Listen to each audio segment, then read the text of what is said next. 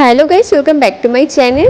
আজকে তোমাদেরকে শেয়ার করবো একটা নতুন রেসিপিটার নাম হলো চিকেন ভাপা। তো ফার্স্ট এত বড় একটা চিকেন পিস তোমাদের নিয়ে নিতে হবে, আর তার সাথে দেখো এটা বেটে নিচ্ছি রসুন, আদা, পেঁয়াজ।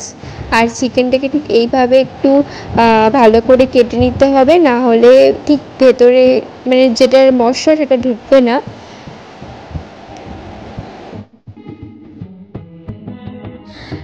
আর কোনো একটা পাত্রের মধ্যে টক দই দিয়ে দিতে হবে।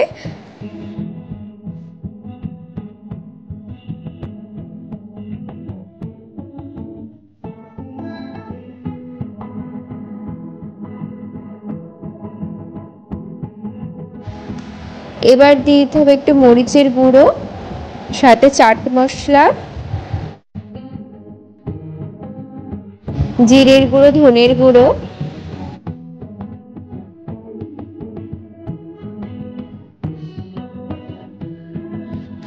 লাল লঙ্কার গুঁড়ো দিয়ে দিতে হবে, কাশ্মীরি লঙ্কার গুঁড়ো দিয়ে দিতে হবে, তাহলে কালারটা সুন্দর আসবে। আর সাথে একটু গরম মশলা অ্যাড করতে হবে।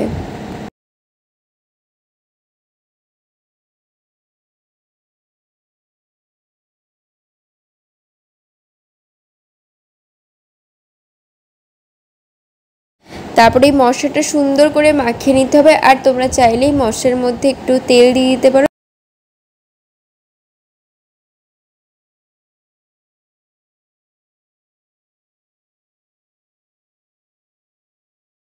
এটা ভালো করে মাখিয়ে নেওয়ার পর ওই মশলার পেস্টটা দিয়ে দিতে হবে।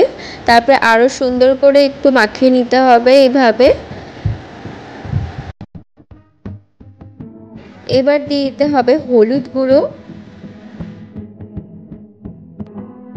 টমেটো আর লঙ্কা বাটা, কাঁচা লঙ্কা বাটা ইউজ করতে হবে।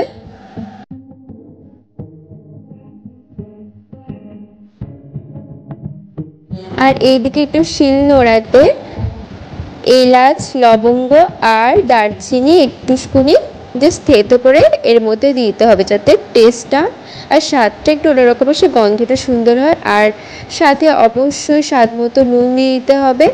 আর এবার দিয়ে দিতে হবে লেবুর রস, পাতিলেবুর রস ভালো করে দিয়ে দিতে হবে।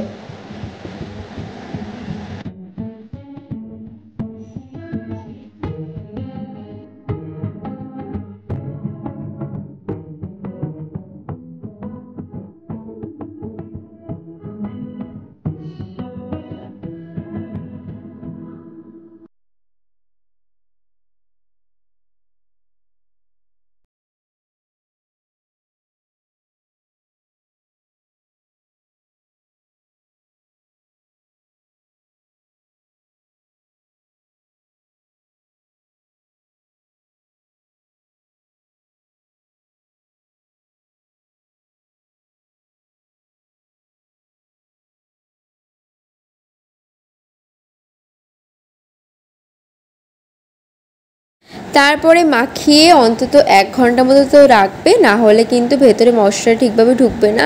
অ্যান্ড তারপরে ফয়েল পেপার একটা নিয়ে নিতে হবে। এই ফয়েল পেপারের মধ্যে এই যে চিকেনটা সেটা দিয়ে দিতে হবে, আর ওপরে একটু সর্ষের তেল ছড়িয়ে দেবে, তাহলে আরও একটু খেতে টেস্ট হবে। আর এটা হ্যাঁ, অবশ্যই তেলে কিন্তু ভাজা হবে না, এটা জাস্ট একটা ভাপা চিকেন, তো এটা ভাপ দিতে হবে।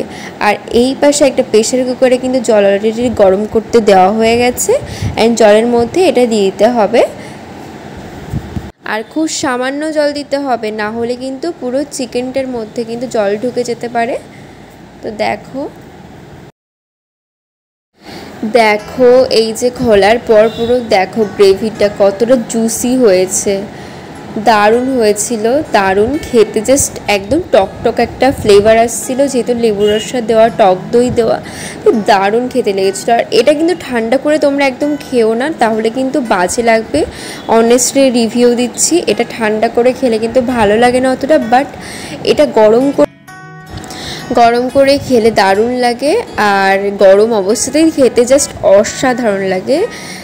আর এই রেসিপিটি ভালো লাগলে অবশ্যই লাইক, শেয়ার অ্যান্ড কমেন্ট করে সাবস্ক্রাইব করো আমার চ্যানেলটিকে। নতুন একটি রেসিপি তোমাদের কাছে আজকে প্রথম আমি শেয়ার করলাম। আর প্লিজ আমার চ্যানেলের পাশে থেকো, আর ভালো থেকো, সুস্থ থেকো তোমরা। বাই।